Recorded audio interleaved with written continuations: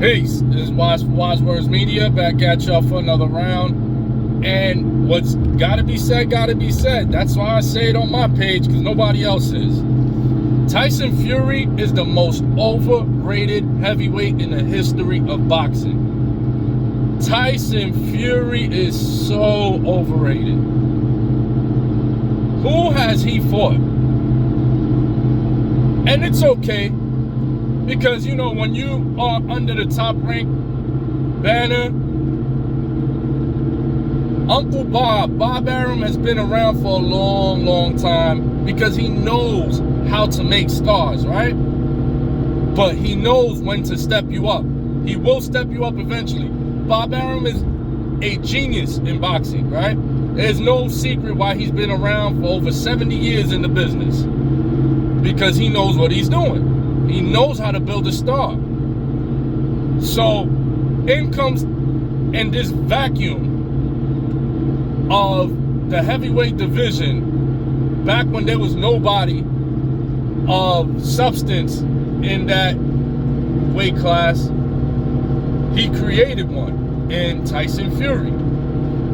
Only person that was really dominating for a long time was Klitschko. So they needed somebody because it was getting boring watching Klitschko beat up on, you know, on everybody that stood in his way. So they had to build somebody up. Fury had skill, and he does. He has skill. See, people have to understand, when someone's called overrated, it doesn't mean that they're bad. It doesn't mean that they're a bum. Tyson Fury has skill. He moves very well for a big man. Has great head movement, great footwork, a great jab, things that you don't see in a heavyweight. I understand that. And I'm not saying he's a bad boxer, nor do I say Canelo's a bad boxer. Canelo is a very good boxer. These guys are good boxers. Golovkin is a good boxer, but they are overrated. When you break down the word overrated, it means that they are over higher than what they are rated. The praise and accolades that they receive. They receive praises and accolades higher than what they actually are supposed to receive. Tyson Fury, the only major step-up fight that Tyson Fury has had in his career was an old Klitschko who retired soon after that, and Deontay Wilder. So out of the 40-something or whatever fights, the guy's only been tested a few real times. Multiple fights with Wilder and the fight with Klitschko. Outside of that, once Tyson Fury rose to prominence, around that same time, the heavyweight division started to rejuvenate. We started to get new names and new faces. We started to get the aforementioned Deontay Wilder. Then we started to get a man that he wanted no parts of, and that is King Kong Ortiz. King Kong Ortiz would have been a nightmare for Tyson Fury, and he knew that. Therefore, they never gave him the Tyson Fury fight.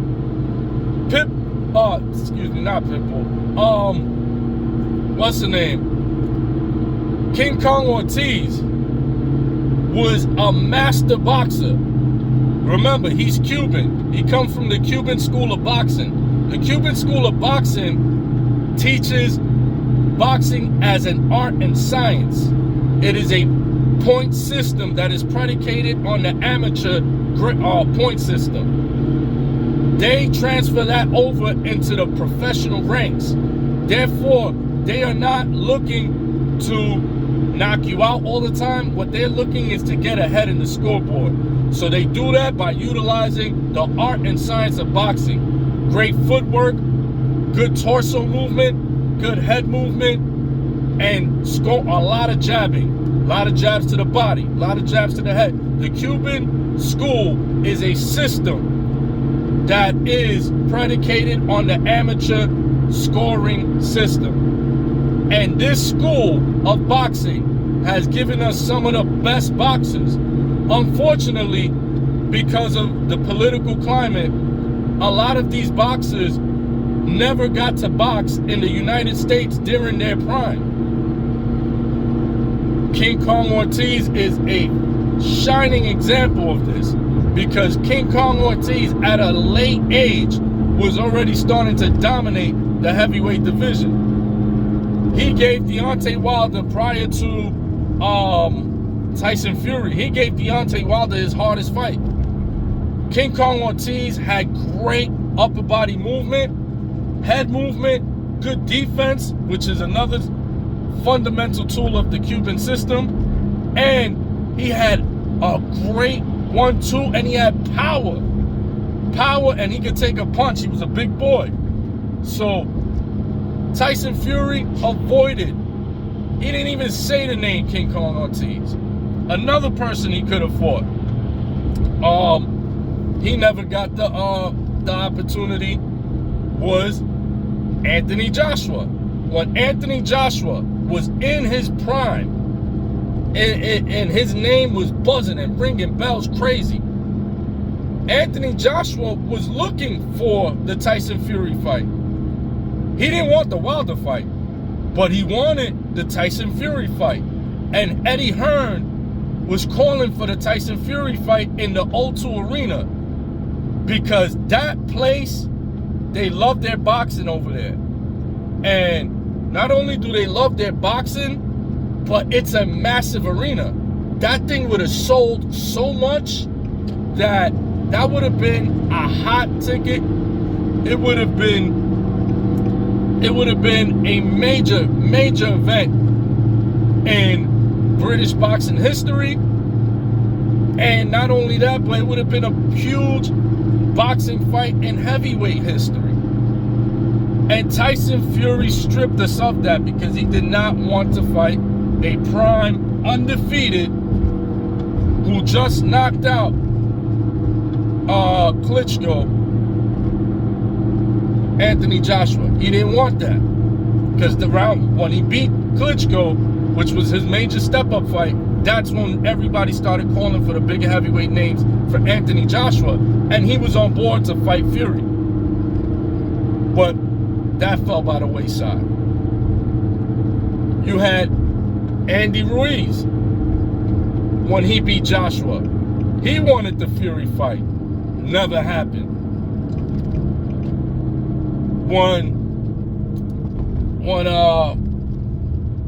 Another guy. This is the fight that should have been happening for the past like 2-3 years.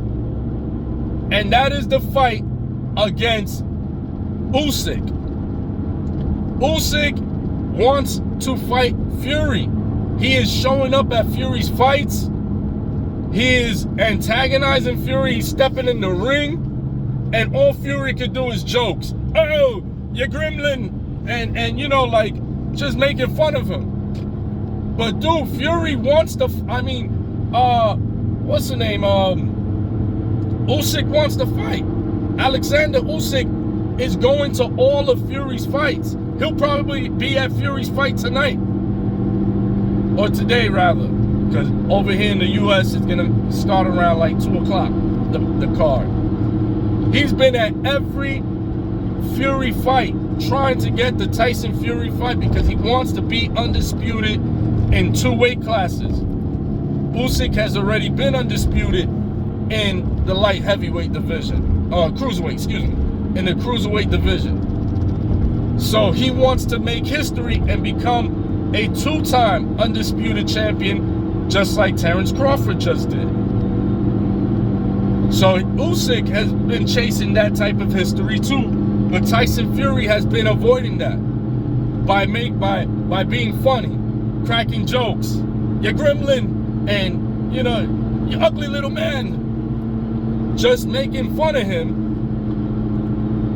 But when it comes to signing paperwork, Team Fury has been denying. No, we reject that. We reject that offer. But he got a lot to say on the microphone in front of the people. So Tyson Fury is another media-made hype job. I'm telling you, the guy is not as good as people say he is. He's skilled. That he is. He is a very skilled boxer. Very skilled for that heavyweight division. Does things that we've never seen in that division. Or, well, excuse me. Pardon me. I take that back. Of course, we've seen it through Muhammad Ali, but we haven't seen it since. You know, so we talking about decades of not seeing a guy that has that great head movement and footwork and upper body movement, and we haven't seen that since Ali. You know, or at least at that effective performance in those categories as Ali. But the man's overrated, just like Canelo's overrated, just like Golovkin's overrated. These guys are overrated because they are ranked higher than what they actually should be. They are good boxers, all the above, but they are overrated. Canelo's not a top 5 Mexican fighter. Golovkin is not the greatest middleweight ever. And Tyson Fury is not the greatest heavyweight, nor a top 5 heavyweight ever. Period. That's all I got to say. I'm Wise for Wise Words Media. If you agree, drop some bars in the comment section. If you disagree, drop some bars in the comment section. Let's build. Peace.